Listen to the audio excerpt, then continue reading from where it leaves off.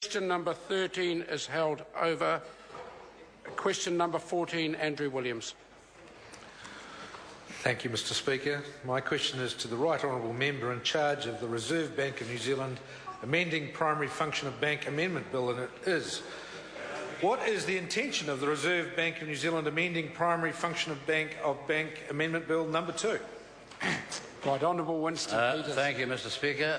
The intention of the Reserve Bank of New Zealand Amending Primary Function of Bank Amending Bill number 2 is to amend Section 8 of the Principal Act to give the Reserve Bank a broader ambit when implementing monetary policy.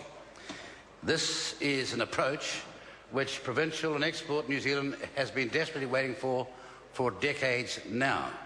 The bill would mean that the Reserve Bank would have to consider a much wider range of counter-inflationary measures, which about 50 other economies are doing, I might add, as well as supplementing tools for managing the exchange rate.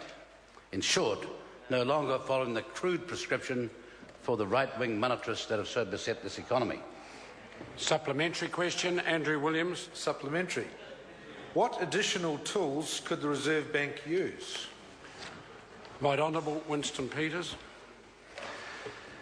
Mr Speaker, that also is an excellent question, because such tools would include lightening capital controls, which would reduce the inflow of so-called hot money that so many commentators have talked about, and lead to a depreciation of the exchange rate, which all the commentators, including the IMF, says is seriously overvalued, except they don't want to do anything about it. Another option is the introduction of a cap on the New Zealand dollar and a floor, above which and below which it must not rise or fall, which would require the Reserve Bank to sell New Zealand dollars and purchase foreign assets when the dollar reaches a certain threshold, which is now well past and has been damaged in the New Zealand export sector for a long, long time, hence finding so many people in the countryside, despite basic primary products like logs, having no employment at all. Question number 15, Andrew Williams. Thank you, Mr Speaker. My question is to the Right Honourable Member in charge of the Reserve Bank of New Zealand